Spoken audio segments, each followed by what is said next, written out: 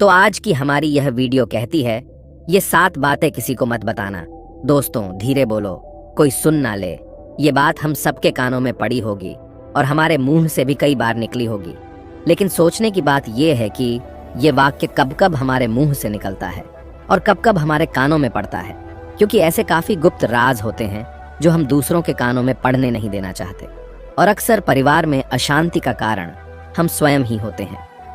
हम इस बात को देख पाए या भले ना देख पाए, पर यही असली सच है, क्योंकि जाने अनजाने में मूर्खतावश हम खुद ही अपनी वह बातें दूसरों को बता देते हैं जो हमें कभी नहीं बतानी चाहिए। और वही बातें जो जाने अनजाने में हमने किसी दूसरे के सामने बता दी थी, वही हमारे दुख का कारण बन जाता है, वही हमारे झगड़े का कारण बन जाता है। और फिर हम पछतावे के अलावा कुछ नहीं कर पाते। बाद में हमें पछतावा होता है कि मुझे यह बात किसी को बतानी नहीं चाहिए थी, मेरी ही गलती हुई कि मैंने जाने अनजाने में यह बात सभी को बता दी। इसीलिए आज की इस बौद्ध कहानी में आपको जो बातें मैं सुनाने वाला हूँ, उसे सुनने के बाद आपको वो 7 ऐसी बातें पता चलेगी जो आपको कभी किसी को नहीं बतानी चाहिए। और तो और ये जो 7 बातें हैं, ये आपको अपने पास क्यों रखनी है, इसका कारण भी मैं आपको समझाऊंगा। इन 7 बातों के अलावा अगर आपको लगता है कि कोई बात ऐसी है जो मुझसे छूट गई है, तो कमेंट सेक्शन में जरूर बताना। इससे पहले कि आप इस बौद्ध कहानी में खो जाए, इस चैनल को सब्सक्राइब जरूर कर लें। तो चलिए कहानी शुरू करते हैं। एक समय की बात है, एक नगर में रामू नाम का एक युवक रहता था। वह युवक बहुत गरीब था, कुछ पैसा नहीं था। उसके पास 2 वक्त की दाल रोटी भी बड़ी मुश्किल से उसे नसीब होती थी। किसी काम की तलाश में दिन रात खोज करने पर भी उसे कोई काम नहीं मिल रहा था। फिर एक दिन उसने अपनी पत्नी के सामने अपनी सारी समस्या बता दी। उसने अपनी पत्नी को कहा, मैं जिस जगह भी काम मांगने के लिए जाता हूँ, तो हर कोई मुझे यह कहकर काम नहीं देता कि हमारे यहाँ काम की जरूरत नहीं है।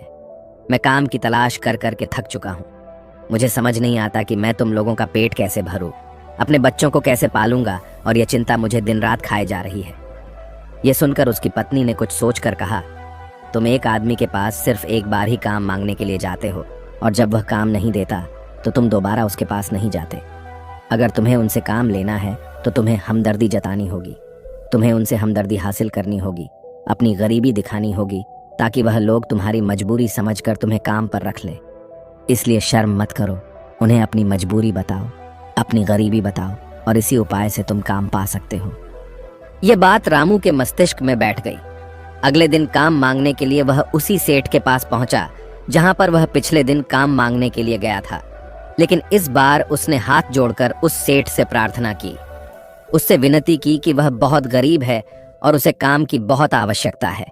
वह जो कुछ भी उसे देंगे वह उसमें संतुष्ट हो जाएगा, पर कृपया करके मुझे अपने यहाँ काम पर रख ले। उसकी यह हालत देखकर उस सेठ ने उसे अपने यहाँ काम पर रख लिया। वह रोज वहां पर काम पर जाने लगा। अंदर ही अंदर वह खुश तो था कि उसे काम तो मिल गया, लेकिन उसे वेतन दूसरे लोगों से कम मिलता था। वही काम जो दूसरे लोग कर रहे थे, उन्हें ज्यादा वेतन मिल रहा था और उसे कम वेतन मिल रहा था। जब इस बारे में उसने अपने सेठ से कहा, तो सेठ ने कहा कि देखो भाई, तुम्हें काम की जरूरत थी, मैंने तुम्हें काम दिया। मेरा धन्यवाद करने की बजाय तुम मुझसे शिकायत कर रहे हो। यह कैसी एहसान फरामोशी है। यह सुनकर रामू वहीं पर चुप हो गया। बात कहीं ना कहीं सत्य थी। सच थी कि सेठ ने तो उसे उसकी मजबूरी के हिसाब से ही काम दिया था, और इसीलिए वह उसे अपने अनुसार ही वेतन देता था। लेकिन धीरे धीरे उसने यह बात अपने सगे संबंधियों और अपने दोस्तों को भी बताना शुरू कर दी कि उसका सेठ कैसा आदमी है और उसे कितना वेतन देता है। समय बीतता रहा और रामू पूरी लगन के साथ अपना काम करता रहा। लेकिन अब परिस्थितियां बदलने लगी थीं। सेठ अब रामू से दूसरे लोगों से ज्यादा काम लेता था और उनसे कम वेतन उसे देता था। ये बात रामू के मन को बहुत खलती थी। वह दूसरों से ज्यादा मेहनत कर रहा था और उनसे कम वेतन पा रहा था। इससे उसके आत्मसम्मान को बहुत गहरी चोट पहुंची। अब धीरे धीरे उसका मन अपने काम से हटने लगा। उसका मन काम में लगता ही नहीं था। जाहिर सी बात है कि ऐसी जगह किसका मन लगेगा जहां आदमी को अपने आत्मसम्मान के साथ समझौता करना पड़े। इसीलिए जल्द ही उसने अपना काम छोड़ दिया और वह घर पर आकर खाली बैठ गया। अब उसके पास घर का खर्चा चलाने के लिए भी पैसे नहीं बचे थे। इसीलिए उसने अपने सगे संबंधियों और अपने दोस्तों से सहायता मांगनी शुरू की। लेकिन उसके दोस्त उसके सामने तो उसे दया का पात्र समझते थे, उसे दिलासा देते थे, लेकिन पीछे से उसका मजाक उड़ाते थे। वह कहते थे, कितना बेवकूफ़ है, सेठ ने इतना काम लिया और बेचारे को पैसे भी नहीं दिए। अरे हम इसको पैसे दे दें तो ये कल हमारा भी पैसा नहीं वापस कर पाएगा। इसकी ऐसी हालत है, काम तो इसके पास कुछ है नहीं, पैसा कहाँ से ला कर देगा। और इसी वजह से रामू की हालत दिन पर दिन खराब होती जा रही थी। अब वो दिन रात तनाव में रहने लगा। वही दोस्त, वही सगी संबंधी जो उसके अपने होने का दिखावा करते थे, वो उसे दया का पात्र समझ रहे थे। उन्हें उसके ऊपर तरस आ रहा था। सब लोग आकर उसे ज्ञान तो बहुत देते थे, लेकिन कोई सहायता नहीं करता था। और अक्सर ऐसा ही होता है, ज्ञान देने वाले तो बहुत मिल जाते हैं, लेकिन मदद करने वाले, उंगली पकड़कर हाथ पकड़कर आगे चलाने वाले कितने लोग मिलते हैं। फिर एक दिन उसे पता चला कि पड़ोस वाली गांव में एक बौद्ध भिक्षु आया हुआ है जो बहुत ही ज्ञानी है। रामू इतना तनाव में था कि उसे कोई रास्ता नजर नहीं आ रहा था। इसीलिए जाने अनजाने में वह उस बौद्ध भिक्षु के पास पहुंच जाता है। वहां पहुंचकर वह सीधे उनके पैरों में गिरकर रोने लग जाता है। वह रोते रोते उन्हें अपनी सारी परिस्थिति बताता है। उसे बताता है कि किस तरह उसके सेठ ने उसका फायदा उठाया और उसके सगे संबंधी उसके साथ कैसा व्यवहार रखते हैं। सारी बातें सुनकर बौद्ध भिक्षु ने उसे चुप कराते हुए कहा, बेटा, ये सारी समस्याएं तुम्हारी बुद्धिहीनता, तुम्हारी मूर्खता के कारण उत्पन्न हुई है। अगर तुम्हारे अंदर समझ होती और तुम समझदार होते तो इनमें से एक भी समस्या तुम्हारा मन को दुखी नहीं कर सकती थी। लेकिन तुमने अपने अविवेक के कारण, अपनी मूर्खता के कारण खुद ही अपने रास्ते में कांटे बिछा दिए। परंतु आज मैं तुम्हें 7 ऐसी बातें बताने जा रहा हूं जो भूल कर भी किसी को मत बताना। और इन बातों का अनुसरण करते हुए तुम बाहर से मिलने वाले दुखों को तो दूर कर ही सकते हो जो बेवजह दुनिया की वजह से तुम्हारे अंदर पनपते हैं। पहली बात जो किसी को नहीं बतानी चाहिए वह है अपनी मजबूरी। अपनी मजबूरी का दिखावा करके दूसरों का दया पात्र बनकर उनकी सहायता लेने की गलती कभी मत करना। हो सकता है कि आज वह तुम्हारी मजबूरी देखकर तुम्हारी सहायता कर दे, लेकिन कल वह तुम्हारा फायदा उठाने से भी नहीं चूकेगा। और अगर फायदा भी नहीं उठाया तो दूसरों के सामने तुम्हारा मजाक बनाने में वह आदमी कभी नहीं झुकेगा। इसीलिए कभी भी अपनी मजबूरी का दिखावा मत करो। अगर घर में 2 रोटी है, सूखी रोटी है, तो वहीं खाकर सो जाओ, लेकिन दूसरों को इसके बारे में भनक तक नहीं लगनी चाहिए। जरा आप खुद सोचो, मजबूरी बताने का क्या कारण होता है एक इंसान का? या तो वह दूसरों से सहानुभूति हासिल करना चाहता है या उनसे कोई आर्थिक मदद चाहता है। लेकिन अगर दोनों ही परिस्थितियों को आप देखें तो दूसरा आदमी आपका फायदा उठाने से नहीं चूकेगा। और अगर वह फायदा नहीं भी उठाएगा तो अपनी नजर में तो वह आपको मूर्ख ही समझेगा, बेवकूफ समझेगा, और दूसरों के सामने आपका मजाक तो जरूर बनाएगा। इसीलिए अपनी मजबूरी के बारे में कभी किसी को मत बताना। दूसरी बात जो किसी को भी नहीं बतानी चाहिए वह है अपनी अतीत की गलतियां और भविष्य की रणनीतियां। जरा सोचो कि अगर हम अपने अतीत की गलतियां किसी दूसरे को बताते हैं तो उसका क्या प्रभाव होगा। वह गलतियां तो ठीक नहीं की जा सकती, जाहिर है, तो उन्हें बताने का क्या कारण रह जाता है? आप अपने अंधेरे पक्ष को खुद दुनिया के सामने बता रहे हो, खुद अपनी गलतियां दूसरों के सामने बता रहे हो। इससे उस आदमी की नजर में आपका चरित्र कमजोर हो जाएगा और वह भविष्य में हमेशा आपको उसी नजरिए से देखेगा। इसीलिए किसी भी आदमी की नजर में अपना चरित्र गठित मत होने दो। और जरा सोचो कि आप व्यर्थ में ही अपने भविष्य की रणनीतियां दूसरों के सामने बता रहे हो। जो लोग आपके काम का हिस्सा ही नहीं है, उनके सामने अपने भविष्य की रणनीतियां, अपनी डींगे हाँकने का क्या फायदा? वह लोग आपकी सहायता तो नहीं करेंगे, लेकिन आपकी भविष्य की रणनीतियों में बाधा जरूर बन सकते हैं। आप खुद अपनी विवेक का इस्तेमाल करिए और सोचिए कि आपके साथ भी ऐसा हुआ है कि आपने अपनी भविष्य की रणनीति किसी को बताई हो और वह कामयाब ही ना हुई होगा। जरा गौर से सोचिए। तीसरी बात जो किसी को नहीं बतानी चाहिए वह है अपने घर की बातें। जो भी हमारे घर के अंदर हमारी परिवार के साथ होती है, हमारे माँ बाप के साथ, हमारी पत्नी के साथ, हमारे बच्चों के साथ, वह बातें परिवार तक ही सीमित रहनी चाहिए।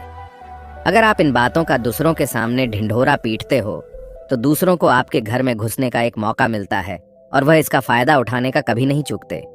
वे आपके परिवार के सदस्यों को आपसे दूर ले जाने की कोशिश करेंगे। अक्सर ऐसा होता है।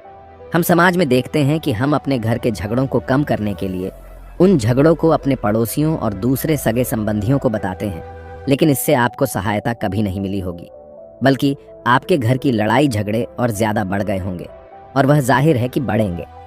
अगर आप अपने माँ बाप की बात दूसरों को बताएंगे तो आपकी माँ बाप को बुरा लगेगा। यही कि हमारा बेटा हमसे बताए बगैर दूसरों को ये बातें बता रहा है। इसीलिए अपने घर की बातें और अपने घर की लड़ाई झगड़े किसी के सामने मत बताना। अगली बात जो मैं आपको बताने जा रहा हूं, जो किसी को नहीं बतानी चाहिए, वह सुनने पर बहुत अजीब लग सकती है, और वो है कि आप अपनी आमदनी किसी को मत बताना। अब अपनी आमदनी ना बताने के पीछे क्या कारण हो सकता है? जरा सोचिए कि आप अपनी आमदनी अपने दोस्तों को बता देते हैं, तो इस हालात में केवल दो बातें हो सकती है। या तो आपकी आमदनी उनसे ज्यादा हो सकती है, या तो फिर आपकी आमदनी उनसे कम हो सकती है। अगर आपकी आमदनी उनसे ज्यादा है तो जब आपके दोस्तों को जरूरत पड़ेगी तो वह सिर्फ आपको ही याद करेंगे, क्योंकि उनको पता है कि अगर आपकी आमदनी ज्यादा अच्छी है तो आप ही उनकी मदद कर सकते हैं, और इसीलिए ज्यादा लोग आपसे सहायता मांगेंगे। और जब आप उनकी सहायता नहीं करेंगे तो वह सोचेंगे कि इस आदमी के पास पैसे हैं, मेरी सहायता कर सकते हैं, लेकिन यह फिर भी मेरी मदद नहीं कर रहा है। और इसीलिए आपकी आमदनी आप दोनों दोस्तों के बीच एक झगड़ों का कारण हो सकती है, और इसी जगह आपकी कम आमदनी होगी तो लोग मजाक उड़ाएंगे, वह आपको कमजोर भी समझ सकते हैं। और ऐसी हालत में बहुत कम लोग मिलते हैं जो आपके पीठ पीछे आपका मजाक न बनाए, और ज्यादा होगी तो सहायता मांगेंगे। तो अपनी आमदनी बताने में दोनों हालातों में आपको ही परेशानी होगी, इसीलिए अपनी आमदनी बताने की कोई जरूरत नहीं है। अगली बात जो मैं आपको बताने वाला हूँ उसे अपनी गांठ बांध लेना और किसी को यह बात मत बताना। अपनी कमजोरी और अपनी ताकत अक्सर इंसान को पता नहीं होता है कि उसकी कमजोरी या उसकी ताकत क्या है, लेकिन अगर आपको अपनी कमजोरी और अपनी ताकत पता है तो पहली बात तो आप बहुत ही बुद्धिमान आदमी हैं, और दूसरी बात कि आपको यह बातें किसी को पता नहीं लगने देनी है, क्योंकि अगर आपकी कमजोरियां दूसरों को पता चल गईं और अगर भविष्य में आप दोनों दुश्मन बन जाते हैं तो वह आपकी कमजोरियों का फायदा उठाएंगे, और अगर उनको आपकी ताकत पता चल गई तो वही ताकत आपकी कमजोरी बन जाएगी, क्योंकि वह ताकत दूसरे आदमी को पता है, और वह ताकत का तोड़ भी आज नहीं तो कल ढूंढ ही लेगा, क्योंकि हर शेर का सवा शेर होता ही है। ऐसा भी हो सकता है कि इसके बाद आपको उनसे हमेशा दब के रहना पड़े। अगली बात जो किसी को नहीं बतानी चाहिए वह है अपने मित्रों और दुश्मनों के बारे में।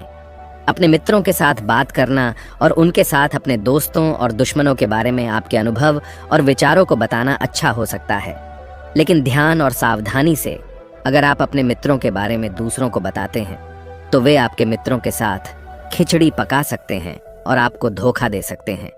आपके गहरे मित्रों को आपसे दूर करने का प्रयास कर सकते हैं।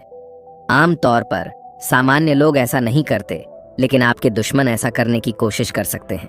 वे आपके गहरे मित्रों को आपसे दूर करने की कोशिश कर सकते हैं। दूसरी ओर आपके शत्रु के बारे में भी किसी को नहीं बताना चाहिए, क्योंकि आज का मित्र कल आपका दुश्मन बन सकता है, और वह आपके दुश्मन के साथ मिलकर आपको हानि पहुंचा सकता है और धोखा दे सकता है। इसलिए अपने सबसे अच्छे दोस्तों के बारे में भी अपने दुश्मनों के बारे में कभी बात नहीं करनी चाहिए। आखिरी बात में मैं यह कहना चाहता हूं कि जब आप दान करते हैं तो उसके बारे में भी किसी को मत बताएं, नहीं तो दान करना व्यर्थ हो जाता है, बेकार हो जाता है। जब आप अपने दान का ढिंढोरा पीटते हैं तो आप यह बता रहे होते हैं कि आप कितने बड़े दानी पुरुष हैं, और यह आपके अंदर एक अहंकार पैदा करेगा। इसीलिए दान जितना गुप्त रूप से किया जाए उतना ही अच्छा होता है, उतना ही फलदायी होता है। ऐसा कहा जाता है कि जब आपका बायां हाथ दान कर रहा हो तो दाएं हाथ को भी ना पता चले कि बायां हाथ दान कर रहा है। बौद्ध भिक्षु ने रामू को जो 7 बातें बताईं, उनमें संसार के सभी सिद्धांत छिपे हुए हैं। इन बातों का पालन करते हुए आप अपने घर में सुख शांति बना सकते हैं और घर के झगड़े हमेशा के लिए दूर कर सकते हैं। और हमारा कहानी सुनाने का मकसद यही है कि आप और ज्यादा जागृत रहे। आप खुद उन बातों के बारे में सोचें और हमें कमेंट में जरूर बताएं कि आपको ये बातें सच लगी या नहीं। और इनके अलावा भी अगर आप कुछ जानते जो हम यहाँ बताना भूल गए हैं तो उन बातों को भी कमेंट सेक्शन में जरूर डालें। उम्मीद है कि आपको यह वीडियो पसंद आई होगी, तो आप हमारे दूसरे चैनल प्रोग्रेस इंस्पायर्ड पर भी एक नज़र जरूर डालें, क्योंकि उस चैनल पर आपको बिल्कुल नई और अलग कहानियां मिलेंगी। इसी के साथ मैं आपका शुक्रिया करता हूँ पूरी वीडियो देखने के लिए, और वीडियो को एक लाइक करना मत भूलिएगा। तो चलिए मिलते हैं अगली वीडियो में फिर एक नई कहानी और एक नए मैसेज के साथ। नमो बुद्धाय।